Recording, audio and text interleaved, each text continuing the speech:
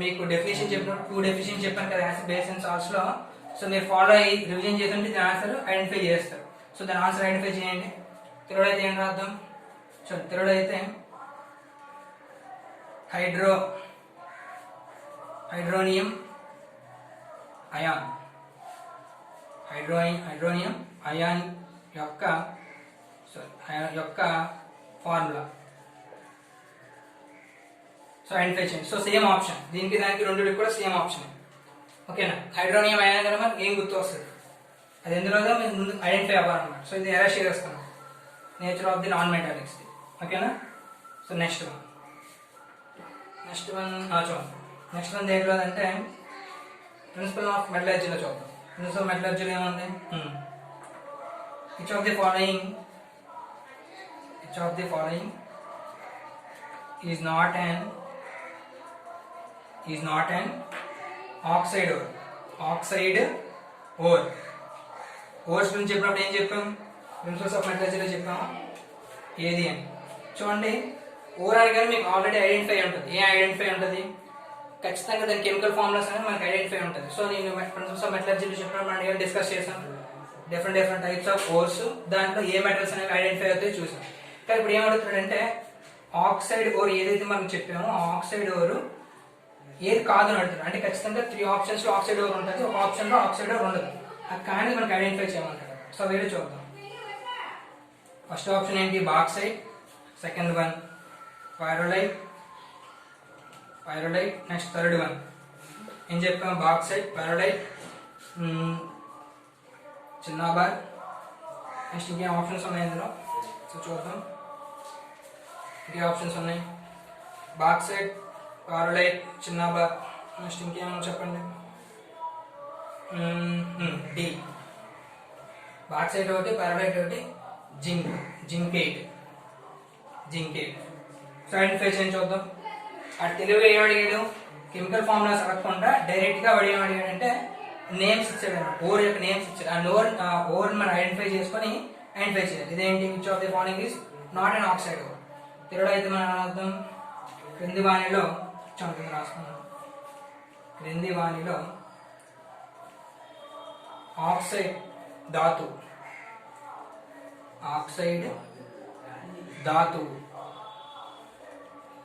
కానిది ఏది? So same దానికి కూడా ఇదే bauxite, pyrolite, చిన్నాబార్ and zincate. So ఈ విధంగా సాల్వ్ చేద్దాం, చూద్దాం. సో ఇది ఐడెంటిఫై చేయండి, అది ఒక ఐడెంటిఫై చేయండి. ఓకేనా? సో ఎవరు ఆన్సర్ చేశారు చూద్దాం. ఎవరు ఆన్సర్ చేశారు? 2 డెఫినేషన్స్ చెప్పాము. 2 డెఫినేషన్స్ ఏంటి? First definition formal definition. Second definition మనం దేంతో చెప్తామంటే H3O+ అయాన్తో మేము చెప్తాం.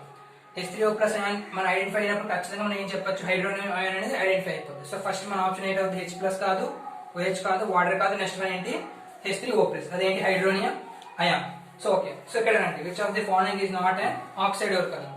ఆక్సైడ్ ఓర్ అంటే మనకి ఏం గుర్తు రావాలి? ఓఏ కదా. అంటే ఓ ఖచ్చితంగా అందులో ఎగ్జిబిట్ అయి ఉండాలి. సో ఎగ్జిబిట్ అయినప్పుడు మనకు తెలిసిన ఫార్ములా ఏంటి? కెమికల్ ఫార్ములాస్ మనకు ప్రతిదీ ఐడెంటిఫై అవుతుంది. అయినప్పుడు ఓ లేనటువంటి ఆక్సైడ్ ఓర్ ఏంటంటే ఇండైరెక్ట్ గా అడుగుతున్నాడు అనమాట. డైరెక్ట్ గా కాదు, ఇండైరెక్ట్ గా అడిగాడు. ఓ అంటే ఆక్సైడ్ ఓర్ లేనటువంటి డైరెక్ట్ గా క్వశ్చన్ ఏంటని అడుగుతున్నాడు. చూడండి, ఇక్కడ మీరు ఈ విధంగా రాసినప్పుడు కన్ఫ్యూజ్ అవ్వచ్చు. కానీ ఎవరు చెప్పారు? కిరణ్ చెప్పినట్టు ఉన్నాడు డి అని. సో చూడండి, కెమికల్ ఫార్ములాస్ రాసుకోండి. కెమికల్ ఫార్ములాస్ రాసుకుంటే మీకు ఏ మెటల్ ఐడెంటిఫై అవుతుందో చూద్దాం. సో చూసినప్పుడు జింకేట్ కదా. సో అక్కడ రాద్దాం, పైన రాద్దాం. చూడండి ఒకసారి. ఇది రాసాక నోట్ చేస్తే నేను ఎలా చేస్తున్నాను. Okay, okay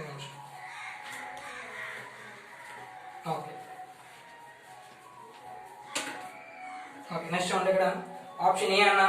so option A దగ్గర చూద్దాం. ఆప్షన్ ఏ అని చెప్తున్నాం. బాక్సైట్ అన్నాడు కదా. బాక్సైట్ అనగా మనకి ఏం గుర్తు రావాలి? Al2O3 2H2. Very good. Next one B. Pyrolite అనగానే ఏంటి? MnO అయినా. Okay, very good. MnO2. NC. Cinnabar అంటే HGS. నెక్స్ట్ డి అనగానే ఏముంది? జింకేట్ కదా. ZnO. సో ఇప్పుడు మీరు కామన్ పాయింట్ ఐడెంటిఫై చేయండి. కామన్ పాయింట్ ఏంటి? బాక్సైట్ ఒకటి, పైరోలైట్ ఒకటి, చిన్నాబార్ అండ్ జింకేట్ కదా. ఓ లేనటువంటి ఓర్ ఏదని అడిగాడు అనమాట. ఇందులో ఓ లేనటువంటిది ఏంటి? సో ఫస్ట్ దాంట్లో ఓ ఉంది, సెకండ్ దాంట్లో ఉంది, థర్డ్ దాంట్లో కూడా ఉంది. ఓ లేనటువంటిది ఏంటి? సి కదా. సో సి అనేది మన యొక్క ఆన్సర్ అనమాట. సో హెచ్జిఎస్ అంటే సి అంటే చిన్న బార్ అనేది మన యొక్క ఆన్సర్. సో మనం ఏం అనుకుంటాం, ప్రిపేర్ అవుతున్నప్పుడు ఏం ప్రిపేర్ అవుతాం అంటే డైరెక్ట్గా ప్రతి ఒక్క ఆప్షన్ దాని యొక్క నేము ఓరు మెటల్ ప్రిపేర్ అవుతాం. కానీ అదే పాయింట్ ఆఫ్ వ్యూలో అవ్వాలని లేదనమాట. సో ఇప్పుడు చూడండి, ఇండైరెక్ట్గా ఇచ్చాడా లేదా? ఇండైరెక్ట్గా ఎలా ఇచ్చాడు? ఆక్సైడ్ని ఐడెంటిఫై చేయమంటాడు. ఆక్సైడ్ ఏంటో మనకు తెలియాలంటే ఏంటవుతుంది? వితౌట్ ఆక్సైడ్, ఆక్సైడ్ లేనటువంటిది అనమాట. చాలా మంది ఏమనుకున్నారు? బాక్సైడ్ అనుకున్నారా, పైరాలైడ్ అనుకున్నారా? కానీ మనం ఎలా ఐడెంటిఫై చేయాలి అంటే కెమికల్ ఫార్ములాస్ రాసుకొని ఓ లేనటువంటి ఓర్ అడిగాడు. సో ఓ లేనటువంటి ఓర్ ఏంటి? హెచ్జిఎస్ కదా. సో హెచ్జిఎస్ అనేది చిన్న బార్ అనమాట. సో డైరెక్ట్గా సింపుల్ వే ఆఫ్ అప్రోచ్ అనమాట. అర్థమైంది పాయింట్ అందరికీ? సో చూడండి, వెరీ గుడ్, సి చెప్పారు, very good. Okay, next bit చూడండి. ఇది అందరికీ ఆల్రెడీ ఐడెంటిఫై ఉంటుంది. నెక్స్ట్ బిట్ ఏంటంటే చూడండి, క్వశ్చన్ ఏంటంటే చూడండి, ఈజ్ ఈక్వల్ టు హెచ్మి. అందుకు ఐడియా ఉందా లేదా? ఈజ్ ఈక్వల్ టు హెచ్మి. హెచ్మిలోని వాజ్ ఇన్వెంటెడ్ బై లేదా ప్రపోజ్డ్ బై ఏదైనా అవ్వచ్చు, ఏదైనా సరే.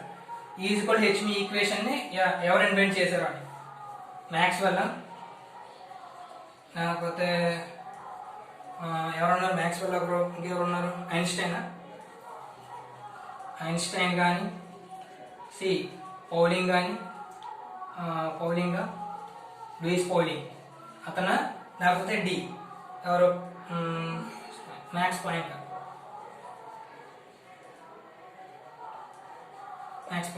సో చూడండి, ఈజ్ ఈక్వల్ టు హెచ్మి ఉంది కదా. ఈజ్ ఈక్వల్ టు హెచ్మి అనేది ఎవరు ఇన్వెంట్ చేశారో అడుగుతుంది అనమాట. సో ఆప్షన్ ఐడెంటిఫై చేయండి. తిరుడు అయితే ఏమొస్తుంది? ఈజ్ ఈక్వల్ టు హెచ్మిని ఎవరు? తిరుడైన ఈజ్ ఈక్వల్ టు హెచ్మిని ఇన్వెంట్ చేసింది ఎవరు? ఇన్వెంట్ చేసి అంటే ఎవరు తీసుకొచ్చారు? Maxwell, Einstein, పౌలింగ్, max Planck. So ఇంకో పాయింట్ ఏంటంటే ఇక్కడ ఏదైతే మీకు ఈజ్ ఈక్వల్ టు హెచ్మి ఉందో మీకు ఆల్రెడీ ఐడెంటిఫై ఉంటుంది. ఈ అనేది దేనికి? ఎనర్జీ. ఈ అనేది దేనికి? ఎనర్జీ. అంటే ఎనర్జీని రిప్రజెంట్ చేస్తుంది. అలాగే హెచ్ అనేది ఏంటి? కాన్స్టెంట్. ఏ కాన్స్టెంట్? అది మీరు ఆన్సర్ చెప్తే ఏ కాన్స్టెంట్ చెప్తారు. నెక్స్ట్ మ్యూ అనేది ఏంటి? ఫ్రీక్వెన్సీ.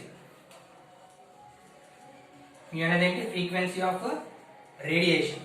దేనిది అంటే రేడియేషన్. ఓకేనా? ఇది మీరు ఐడెంటిఫై అవ్వాలి. సో ఈజ్ ఈక్వల్ టు హెచ్మి అనగా మీకు ఏ అనేది ఏంటి? ఎనర్జీ. హెచ్ అనేది కాన్స్టెంట్. ఏ కాన్స్టెంట్ మీరే చెప్పాలి. నెక్స్ట్ వి అనేది ఫ్రీక్వెన్సీ ఆఫ్ రేడియేషన్. ఇంకో మెయిన్ పాయింట్ ఏంటంటే హెచ్, ఈ కాన్స్టెంట్ అనేది వాల్యూ కూడా చాలాసార్లు అడుగుతాడు అనమాట. ఆ వాల్యూ ఎంత అయి ఉండొచ్చు ఇది కూడా నోట్ చేసుకోండి. 6.26 ఎంత చూద్దాం? 626. Okay, 6.26 into 10⁻⁻34 joules. ఓకేనా? అంతేనా? అంతే, very good. So H is equal to 6.626 into 10⁻⁻34 joules. So ఈ బిట్ అయినా అడగచ్చు. కాబట్టి హెచ్ తెలియాలి మనకి. ఈ హెచ్ అండ్ మ్యూ చూడండి, మ్యూ అనేది ఫ్రీక్వెన్సీ ఆఫ్ రేడియేషన్. రేడియేషన్ దేనిది? లైట్ యొక్క. ఓకేనా? అదే వేవ్. ఓకేనా? Radiation frequency of radiation is equal to H mu. Okay, దీని ఒక ఆన్సర్ చెప్పండి. ఎవరు చెప్తారు? ఓకేనా? ఓకే, నెక్స్ట్ చూడండి. ఇక్కడ విషయం. ఓకే, చూడండి, ఇది కొంచెం క్లారిటీగా లేదు కదా. దాని వాల్యూ ఎంత అంటే 6.626. ఓకేనా? 6.26. సో మరి చూడండి, is equal H was invented by ఎవరంటే Maxwell, Einstein, Paulings and Max Planck కదా. So was invented by Max Planck అనమాట. సో దాన్ని ఈజ్ ఈక్వల్ హెచ్ మ్యూ అన్నా కదా. ఏ అనేది ఏంటి? ఎనర్జీ. హెచ్ అనేది కాన్స్టెంట్. ఏ కాన్స్టెంట్? Planck's constant. అతను తీసుకొచ్చింది కాబట్టి దానికి అతని పేరు పెట్టారు అనమాట. సో ఈ కాన్స్టెంట్ పేరేంటి? Planck's constant. ఎవరు ఇన్వెంట్ చేశారు? Max Planck. కాబట్టి దాని వాల్యూ ఎంత అంటే 6.626 ఇంటూ 10⁻⁻34 జౌల్స్. అలాగే ఈ అంటే ఎనర్జీ, హెచ్ అంటే ప్లాంక్స్ కాన్స్టెంట్ అండ్ మ్యూ అంటే ఫ్రీక్వెన్సీ ఆఫ్ రేడియేషన్. సో ఇది ఈరోజు టాపిక్ అనమాట. సో మీ అందరికీ అర్థమైందని అనుకుంటున్నాను. సో ఈ టైప్ ఆఫ్ బిట్స్ అనేవి మీకు అడగడానికి ఛాన్సెస్ ఉంటాయి అన్నమాట. ఇంకా నెంబర్ ఆఫ్ బిట్స్ ఉన్నాయి. మన నెక్స్ట్ క్లాస్లో కూడా మనం సాల్వ్ చేద్దాం. ఓకేనా? సో ఇంతవరకు ఏదైతే మనం సాల్వ్ చేసామో అవి అన్ని టాపిక్స్ రిలేట్ అయ్యి ఉన్నటువంటి బిట్స్ అనమాట. అలాగే నెక్స్ట్ క్లాస్లో కూడా ఓవరాల్గా ఇంకా ఏ బిట్స్ అయితే మనం సాల్వ్ చేయలేదు ఆ బిట్స్ అనేది సాల్వ్ చేద్దాం. ఓకేనా? Thank you. ఓకే.